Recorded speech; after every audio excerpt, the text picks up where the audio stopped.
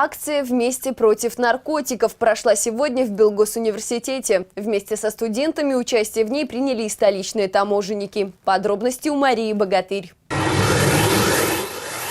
По данным ООН, возрастающий уровень употребления наркотиков среди подростков постепенно становится все более ощутимой угрозой для человечества. Порой его даже ставят в один ряд с глобальными экологическими катастрофами. Неспроста главный вуз страны совместно с таможней Минск-2 организовал акцию, направленную на информирование молодого поколения об опасности наркотиков.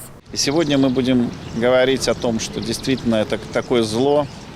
Потому что в обществе находятся люди с гадкими душами и липкими руками, которые сеют эту смерть и проблемы, лишают будущего нашу молодежь. Тем более, к сожалению, статистика неутешительна. Мероприятие открыли студенты БГУ, обучающиеся по специальности «Таможенное дело». Ребята продемонстрировали мастерство самообороны и отточенные до автоматизма приемы задержания правонарушителей. Подобные акции, как сегодня, стимулируют нынешнее подрастающее поколение на здоровый образ жизни, на правильное питание, вообще на активную общественную деятельность. Столичные таможенники рассказали студентам, с чем приходится сталкиваться при проведении досмотров и к каким ухищрениям прибегают порой курьеры, чтобы провести запрещенный груз в Беларусь. Важной частью программы стал показ фильма о работе кинологов в Минском аэропорту. В главных ролях, безусловно, служебные собаки. Кинолог управляет специальной собакой при помощи поводка, голоса и жестов.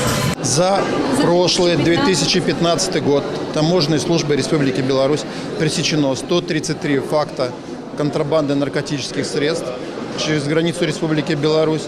Из незаконного оборота изъято более 870 килограмм наркотических и психотропных средств. По словам начальника таможни Минск-2 Андрея Михалькевича, в нынешнем году было зафиксировано 7 попыток переправить контрабанду на территорию нашей страны. И 3 из них удалось пресечь благодаря служебным собакам. Продемонстрировали свое мастерство четвероногие стражи границ и на сегодняшнем мероприятии. Специально обученные немецкая овчарка и Джек Рассел Терьер выдали впечатляющее показательное выступление. Собака тоже чувствует, когда волнуется человек, то есть может отобрать даже из толпы человека, обратить мое внимание, а дальше уже моя работа. Конечно, в паре. Кинолог и собака, они не могут работать отдельно. Будущие таможенники отмечают, что в последнее время их профессия становится все более популярной среди девушек. И в этом нет ничего удивительного, ведь представительницы прекрасной половины человечества могут не только обезоруживать своей красотой, но и, если потребуется, по-настоящему обезоруживать контрабандистов. Хотя мужчинам заниматься такой работой все же легче. Девушки достигают высоких результатов в учебной деятельности, набирают высокие баллы на централизованном тестировании, но все-таки профессия таможенное дело больше для мужчин.